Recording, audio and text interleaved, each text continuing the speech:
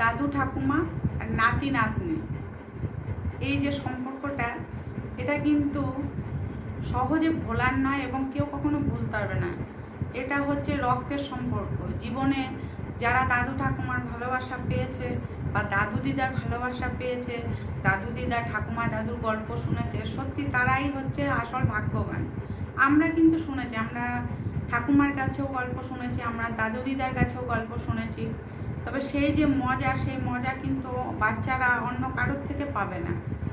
তাই এরকমই একটি গল্প বলবো। দাদু আর ঠাকুমা, এক নাতি ছিল, তাদের মধ্যে এত সুন্দর সম্পর্ক ছিল। ঠাকুমার তো নাতি অন্তে প্রাণ, আর দাদুও তাই, মানে বলে না আসলের থেকে সুদের বেশি, ভালোবাসা বেশি, সেরকম ছেলে বৌমার থেকেও নাতিকে তারা বেশি ভালোবাসতো।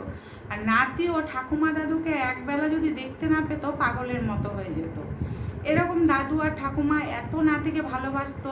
অফ টাইমে দাদু পড়াতো না, ঠাকুমা মায়ের যত মানে কাজ হচ্ছে ঠাকুমা করতো। আর যত গল্প, যত রকম আমরাও তো শুনেছি, সেই রাজ রানীদের গল্প, ভূত পেতের গল্প, হ্যাঁ, এরকম পরীদের গল্প, কত গল্প শুনেছি। এরকম ঠাকুমার গল্প নাতিও শুনতে খুব ভালোবাসতো। এবং যখনই পড়া টড়া থাকতো না, ঠাকুমা দাদুর কাছে গিয়ে বসে তখন সে ঠাকুমা দাদুর কাছে গল্প শুনতো। তা এরকম করতো। কিন্তু বৌমার একদম পছন্দ ছিল না তার ছেলে এরকম ঠাকুমা দাদুর সঙ্গে এরকমভাবে সম্পর্কটা কাটিয়ে যাক। এবং যখন ছেলে থাকতো না সেই সময় শ্বশুর শাশুড়িকে খুব উল্টোপাল্টা বলতো বৌমা, যে আপনাদের জন্য আমার ছেলে এখন ব্যাকডেটেড হয়ে যাচ্ছে, আমার ছেলে আদ্যিকালের বুদ্ধা বুড়ি হয়ে যাচ্ছে, তোমরা এরকম গ্রামের মানুষ, গ্রামের মতো শিখবে আমার ছেলে। এখনকার দিনে কত স্মার্ট ছেলে আছে, আমার ছেলেটাও সেরকম হয়েছে, সে গ্রামের মানুষদের মতো হয়েছে, ভূত পেতের গল্প শোনা ও একটা ভূত হয়ে যাবে, তোমরা এসব গল্প ওর সঙ্গে করবে না। তো শ্বশুর শাশুড়িকে অন্য সময় খুব থেট দিত বউ।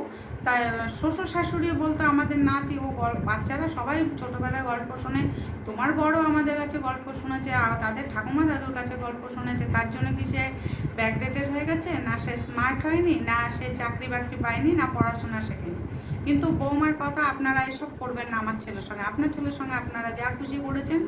তখন ছেলেও বলবে, তুমি কি আমাকেও তাই বলবে? আমার বাবা মাকে একদম গ্রামের ব্যাকডেটেড বলবে না। আমার বাবা মা যা স্মার্ট, আমার বাবা মা যেটুকু জানে সেটুকু তুমিও জানো না। আর আমার বাবা মা যদি গ্রামেরই হতো, ব্যাকডেটেড হতো, তাহলে কি তুমি আমাকে পছন্দ করে বিয়ে করতে? আমার মধ্যে তো আমার বাবা মায়ের ছাপ আছে না, আমার বাবা মার শিক্ষাতেই তো আমি বড় হয়েছি। তখন বরকে বলবে, তুমি চুপ করো, তুমি যেগুলো বোঝো না সেগুলো বিষয় নিয়ে কথা বলবে না, তুমি কি করেছো আমার দেখার দরকার না। আমার ছেলের সঙ্গে যেন বাবা মা এরকম না করে, বাবা মার কাছে আমার ছেলে এরকম যাক, বারবার গল্প শুনুক, সেটা আমি চাই না। তখন দাদু ঠাকুমা নাতিকে অনেক বোঝায় যে তুমি পড়াশোনা করো, এখন পড়াশোনার সময়, এখন এইসব করার সময় না। কিন্তু তার ছেলের বৌমারের কথা তার বলতে পারে না। তখন বর মানে যে ছেলে, সে কিছু বলে না তার বউকে, কিন্তু সে খালি তার বউকে বললো যা করবে ভেবে চিন্তে করবে, ভবিষ্যতে যেন ছেলের জীবনটা নষ্ট করো না।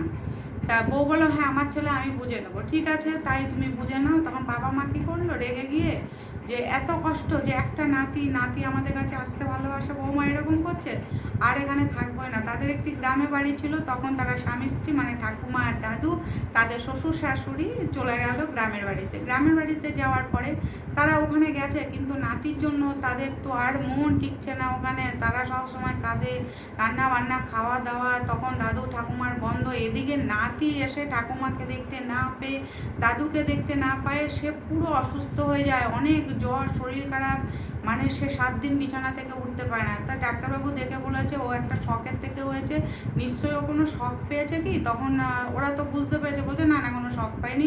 তো ওষুধ টষুধ ডাক্তারবাবু দিয়েছে। তখন বৌমাকে ছেলে বলেছে, দেখেছো ছেলের কি অবস্থা করেছে, আর যে ছেলেকে যদি বাঁচাতে চাও এবার ব্যবস্থা তুমি যা করার করো। আমার বাবা মা চলে গেছে, বেঁচে গেছে, আমিও বেঁচে গেছি, যে তোমার বাবা মাকে আর তোমার থেকে কথা শুনতে হবে না। তখন বৌমা তার শ্বশুর শাশুড়ির কাছে যায় এবং তার হাজব্যান্ডকে নিয়ে যায়, স্বামী স্ত্রী মিলে গিয়ে তার শ্বশুর শাশুড়ি হাতে পায়ে ধরে তারা আবার তাদের বাড়িতে নিয়ে আসে এবং বলে, বাবা মা আপনারা যেভাবে আপনার ছেলেকে মানুষ করেছেন, আপনি আপনাদের নাতিকে যতটুকু ক্ষমতা সেইটুকু দিয়ে আপনারা মানুষ করুন, আপনাদের যা ইচ্ছা আপনার নাতির সঙ্গে আপনি করুন, আপনারা করুন, আমার তাতেই আমি খুশি, আমার ছেলে শুধু বেঁচে থাকুক, সুস্থ থাকুক। তখন দাদু ঠাকুমা তো নাতিকে পেয়ে খুব আনন্দ, নাতিরও খুব আনন্দ। তারপরে তো বেশ মজা চললো দাদু ঠাকুমা নাতির মধ্যে। তারপরে নাতি যা চাইতো ঠাকুমা দাদু সেরকমই করতো, কেননা ভালোবাসা তো ওখানে আছে না, যেখানে ভালোবাসা আছে সেখানে তো সব আছে। দাদু ঠাকুমা নাতির মধ্যে যে মেলবন্ধন ছিল, ভালোবাসা ছিল, সেটা তারা লাস্টে কিন্তু পেয়েই গেল।